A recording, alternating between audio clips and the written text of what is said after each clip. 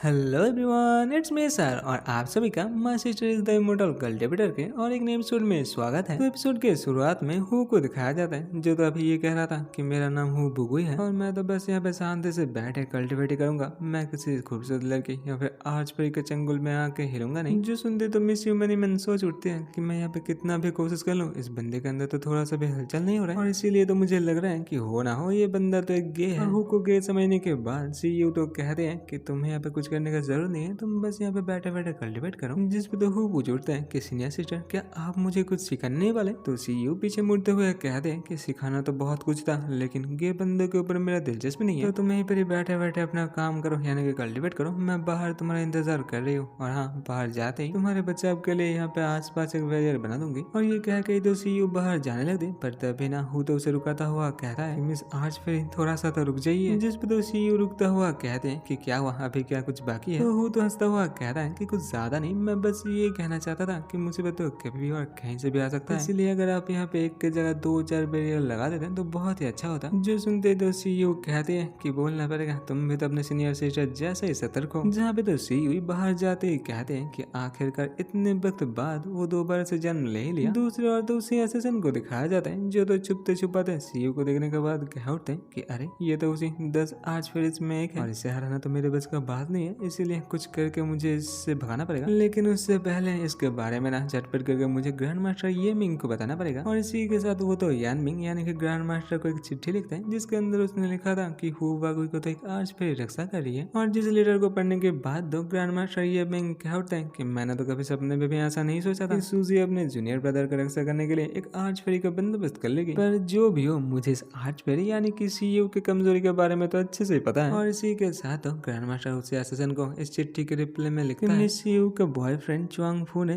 Q Chwang के साथ miss CU के ऊपर धोखा दिया था और इसीलिए मिस सीयू ने उन दोनों को 100 सालों में बार बार मारने के लिए उन दोनों के ऊपर 10,000 स्पिरिट क्रिस्टल का रिवॉर्ड रखा है। और अभी बस तुम्हें जाकर मिस सीयू से ये कहना होगा कि उसका बॉयफ्रेंड चुआंग फू दोबारा जन्म ले चुका है और देखना ये कह रही वो यहाँ से झटपट करके उसे मारने के लिए निकल जाएगी। और ग्रैंड मास्टर के इस चिट्ठी को पढ़ने के बाद वो ऐसे सन्ना सच्ची मुच्ची तो अपना भेष बदल गए मिस सीयू के पास चला था और जिसे सुनसान टापू में आता हुआ देखते ही तो मिस सी ना झटपट करके उसी के पास जाता हुआ पूछ उठता है कि आखिर तुम कौन हो और मुझसे तुम्हारा क्या काम है? जिस पे तो असिस्टेंट कहता है कि उसने सुना था कि चुआंगफू को मारने वाले को मिस सीयू 10,000 स्पिरिट क्रिस्टल देने वाला है। और अभी अभी तो उसे आसपास के बंदों से ये भी पता चला है कि इस चुआंगफू को ना वेस्ट आइलैंड में कुछ दिनों पहले ही देखा गया है। और चुआंगफू के बारे में सुनते तो मिस सीयू ना गुस्से के साथ पूछ उठते हैं कि तुम्हारा ये बात सही है? तो असिस्टेंट भी तो यहाँ पे कॉन्फिडेंस के साथ कहता है कि हाँ, मेरा बात एकदम पक्की है। और ये सुनते तो सीयू यहाँ से निकलते हुए कहते हैं कि आज तो मैं उस बंदे को छोड़ूंगा नहीं और रही बात तुम्हारा, तुम यहीं पर रुको, मैं आने के बाद तुम्हें वो इनाम दे दूंगी। और सीयू के जाते ही तो वो असिस्टेंट भी सोच उठता है कि आखिरकार उससे तो पीछा छुड़ा, इस बार बच्चे भी हुए, तुम्हें मुझसे कौन बचाएगा? और ये सब कुछ सोचता हुआ वो असिस्टेंट तो अपने दोनों तलवार को निकालता हुआ कहता है कि तुम बच्चे तो एक कॉपर डिलम के कल्टिवेटर हो और मैं तो गोल्ड डिलम का कल्टिवेटर हूँ, मुझसे तुम्हें आखिर कौन ही बचाएगा? पर तभी ना बादलों के ऊपर तो किसी को दिखाया जाता है, जो तो टुकुर टुकुर ऊपर से ये सब कुछ देख रहा था, जहाँ पर हम लोग को पता चलता है कि ये तो और कोई नहीं सीयू ही थी। और इसी असिस्टेंट को ऊपर से देखते हुए मिस सीयू तो कह उठते कि तुम्हें क्या लगा था कि मैं कोई आम सी लड़की हूँ जिसे कि बुद्ध बनाना एकदम आसान है? मैं तो बस ये देखना चाहती थी कि तुम्हारे पीछे कौन है, आखिर कौन इस लिटिल जूनियर को मारना चाहता है। और इसी के साथ नीचे का सीन दिखाया जाता है, जहाँ पर तो वो असिस्टेंट बैरियर को अपने तलवार से तोड़ने का कोशिश कर रहा था, पर वो बैरियर टूटे न टूटे बेचारे का तलवार टूट जाता है। जो देखने के बाद वो असिस्टेंट कह उठता है कि बोलना पड़ेगा आर्च फेरी का बनाया हुआ ये बैरियर तो कुछ ज्यादा ही पावरफुल है। और इसीलिए तो वो असिस्टेंट दोबारा से इसके बारे में ग्रैंड मास्टर को लिखता हुआ बताता है, जो पढ़ने के बाद तो ग्रैंड मास्टर कहता है कि मुझे पता ही था कि ऐसा कुछ होगा और जिसका इंतजाम तो मैंने पहले से ही कर लिया था। इसी के साथ तो ग्रैंड मास्टर अपने पास से टूसान क्लैन का एक एंटीवेरियर टूल को निकालता है, जिससे कि वो अपने फ्लाइंग तलवार के साथ बांध के उसे असिस्टेंट की तरफ भेज देता है। और जो तलवार तो 1 घंटे बाद उसी टूल को लेके उसे असिस्टेंट के पास आ जाता है, जहाँ पे तो वो जनाब असिस्टेंट देखते हैं कि इस टूल के साथ ही तो एक छोटू सा पर्ची लटक रहा था, जिसे पढ़ने के बाद तो कुछ ज्यादा ही चौंक जाता है, क्योंकि इस पर्ची के अंदर लिखा हुआ था कि इस टूल को एक्टिव करने के लिए तुम्हें पे 5 बार म्याऊ म्याऊ करना पड़ेगा। और इसी को पढ़ने के बाद वो असिस्टेंट कहता है कि आखिरकार ये कौन से किस्म का घटिया मजाक है? जो भी हो, ग्रैंड मास्टर के इस मिशन को पूरा करने के लिए उसे तो सबसे पहले इस बैरियर को तोड़ना ही पड़ेगा। और इसी के लिए अपना जो बचा कुचा सेल्फ रिस्पेक्ट था उसे तो गटकने के बाद आखिरकार वो जो म्याऊ म्याऊ था वो कह ही देता है। और इस म्याऊ वर्ड को 5 बार कह दे तो उसके हाथ में जो एंटीवेरियर टूल था वो तो अचानक से चमकता हुआ एक बड़े से ड्रिल में तब्दील हो जाता है। और इस टूल के एक्टिव होते ही तो वो बंदा ना झटपट करके सीयू का जो बैरियर था उसी को तोड़ने तोड़ने के पीछे लग जाता है और जिससे भी तो वो कुछ ज्यादा ही आसानी के साथ तोड़ देता है। दूसरे और ये सब कुछ देखते हुए ऊपर से तो सीयू सोचती है ये ड्रिल तो लूसन क्लैन के ग्रैंड मास्टर के सीक्रेट वेपन है, यानी कि इस बंदे के पीछे तो लूसन क्लैन का ये हाथ है। जहाँ पे तो इस बैरियर का तोड़ लेने के बाद वो एसेसन साहब ना हाँपता हुआ तो ये कह रहा था बोलना पड़ेगा ये हथियार ना सच्ची में कमाल का है, लेकिन इसे तो एक बार इस्तेमाल करने के लिए कितना सारा एनर्जी लग रहा है और जिसके वजह से तो अभी मेरे पास ना थोड़ा सा स्पिरिचुअल एनर्जी बचा है। पर जो भी हो इस थोड़े से स्पिरिचुअल एनर्जी से ही तो मैं उसको ऊपर बंदे का खेला खत्म कर सकता हूँ। लेकिन तब भी ना वो तो देखते हैं कि उसके सामने तो और एक बैरियर खड़ा हुआ है, जिसे देखते हैं ना वो तो गुस्से में आकर उस बैरियर को भी तोड़ देता है और जिसे भी तोड़ने के बाद तो वो देखते हैं कि उसके सामने तो ऐसा ही और एक बैरियर खड़ा हुआ था और आखिर में इस बैरियर को भी तोड़ने के बाद तो बच्चे का हालत कुछ ज्यादा ही नाजुक हो जाता है, जो तो नीचे लेटता हुआ कहता है मेरे अंदर तो अभी तो सब स्पिरिचुअल पावर बचा नहीं है, लेकिन जो भी हो इस मिशन को तो मुझे जैसे भी हो उस पैसे के लिए और अपने क्लैन के लिए पूरा करना ही पड़ेगा। पर तभी तो उसके आसपास ना एक बड़ा सा फॉर्मेशन तैयार हो जाता है, जो देखने के बाद ना वो तो कुछ ज्यादा ही डर चुका और नेक्स्ट मोमेंट में नीचे तो एक जोरदार धमाका होता हुआ दिखाया जाता है, जो तो ऊपर से बैठी बैठी सीयू देखते हुए कहती है कि सच्ची में उस बंदे ने मेरे बैरियर के बावजूद भी यहाँ पे तो जाल बिछाया है। और इसी के साथ सीयू को याद आता है कि सुबह ना अपने सीनियर सिस्टर के बारे में बात करता हुआ वो जो हु था वो तो यहाँ पे बहुत सारे ट्रैप्स लगा रहा था, जिस दिन आपने यहाँ पे हो ना हो 100-200 तो ट्रैप्स लगाए होगा। दूसरी ओर तो उसी एसेसन को दिखाया जाता है जो तो रिवाइविंग पिल से भरा हुआ एक पूरे बोतल को खत्म करने के बाद कहता है कि अगर आज रिवाइविंग पिल ना होता ना तो मेरा काम तो कब का खत्म हो जाता। और इतना सब कुछ झेलने के बाद तो जनाब का गुस्से का पारा तो फट ही जाता है, जो ना अभी तो अपने तलवार को निकलता हुआ कहता है कि मुझे तुम्हें ना क्लैन के खातिर आज मारना ही पड़ेगा। और इस बार तो हु के बिछाए हुए हर एक ट्रैप्स फटने से पहले वो बंदा बचते बचाते तो सीधा गुफा की तरफ चला जाता है, लेकिन जनाब कितनों से ही बचता है, एक के चपट में तो उसे आना ही पड़ता है। जो देखने के बाद तो ऊपर से सीयू भी कह उठते हैं कि आज ना बच्चे की किस्मत तो कुछ ज्यादा ही बुरा है। और जैसा कि सीयू ने कहा इस एसेसन का हालत तो कुछ ज्यादा ही बुरा हो चुका था, पर आखिरकार वो तो इस गुफा के सामने आ ही जाता है, जो तो चिल्लाता हुआ कहता है कि हुबुगुई मरने के लिए तैयार हो जाओ। दूसरे और हुबुगुई को दिखाया जाता है जो तो यहाँ पे कल्टीवेट कर रहा था और कल्टीवेट करते करते तो उससे अचानक से कुछ अलग से महसूस होता है, जो तो अपने पास से एक छोटू से कुशन को निकालता हुआ कहता है कि अरे देखो तो मैं तो इसके बारे में भूल ही चुका था। जिस कुशन के ऊपर बैठने के बाद तो वो क्या होता है कि बोलना पड़ेगा सीनियर का तो कोई जवाब ही नहीं है, ना सिर्फ गड्ढा बनाने के लिए सीक्रेट वेपन, उसी के साथ साथ तो ये कुशन भी तो दूसरे वाले बैग में था, जहाँ पे तो हु को याद आता है कि सीनियर सिस्टर ने उसे कहा था कि सेकंड बैग को ना उतरते या फिर कल्टीवेट करते वक्त निकलना, क्योंकि इस कुशन के ऊपर बैठ के कल्टीवेशन करने से कल्टीवेशन करने में मदद मिलता है। तभी तो यहाँ पे हम लोग को दिखाया जाता है कि हु तो एक बहुत ही अच्छी जगह के अंदर बैठ के कल्टीवेट कर रहा था और जो तो अपने आसपास सीनियर सिस्टर के दिया हुआ जो तीसरा आइटम था उसी की मदद से एक बहुत ही मुश्किल से टनल बनाया था। और इसी के साथ उसी एसेसन को दिखाया जाता है जो ना गुफा के अंदर थोड़ी देर चलने के बाद हैरान हो चुका था, क्योंकि उसके सामने तो यहाँ पे एक नहीं तीन रास्ते थे और हर एक रास्ते के ऊपर ही बड़े बड़े अक्षर में लिखा हुआ था कि ये रास्ता सही है। जो पढ़ने के बाद ना वो एसेसन तो कहता है कि तुम्हारा बात ना घंटे का मानूंगा, मैं तो आहिस्ता आहिस्ता से एक एक रास्ते को चेक करूंगा। जहाँ पे तो पहले वाले रास्ते में जाते उसे पता चलता है कि ये रास्ता तो पूरी तरीके से ट्रैपों से और हाँ बहुत से नुकीले नुकीले तलवारों से घिरा हुआ है। और रही बात दूसरे वाले रास्ते का, जिसके अंदर पहले के जैसे ट्रैप्स तो था लेकिन तलवारों की जगह यहाँ पे आग था, जिसके अंदर तो बेचारा झुलस जाता है। और आखिरकार जब वो तीसरे वाले रास्ते में जाता है उसे पता चलता है कि इसके अंदर ट्रैप्स तो नहीं था, लेकिन जो रास्ता था वो कुछ ज्यादा ही लंबा था। और जिस रास्ते का आखिरी छोर में पहुंचने के बाद तो वो एसेसन देखता है कि यहाँ पे तो और भी पहले जैसे ही 3 रास्ता है और यहीं पर तो ये भी लिखा हुआ था कि अपने रास्ते को अच्छे से चूज करो और हाँ अगर तुम्हें यहाँ पे मदद की जरूरत पड़े तो जोर जोर से रोने लगा। और ये सब कुछ देखने के बाद ना वो तो सच्ची मुच्ची रोता हुआ कहता है कि आखिर मेरे साथ ही ऐसा क्यों हो रहा है। और हाँ ये तक था, इसी के साथ ये वाला एपिसोड होता है खत्म। आशा है आप सबको ये वाला एपिसोड भी अच्छा लगा है, अगर अच्छा लगा तो लाइक कमेंट और सब्सक्राइब करते हुए जाना। मिलते हैं और एक नए एपिसोड के साथ, तब तक के लिए टाटा बाय बाय और हाँ सही हो नारा।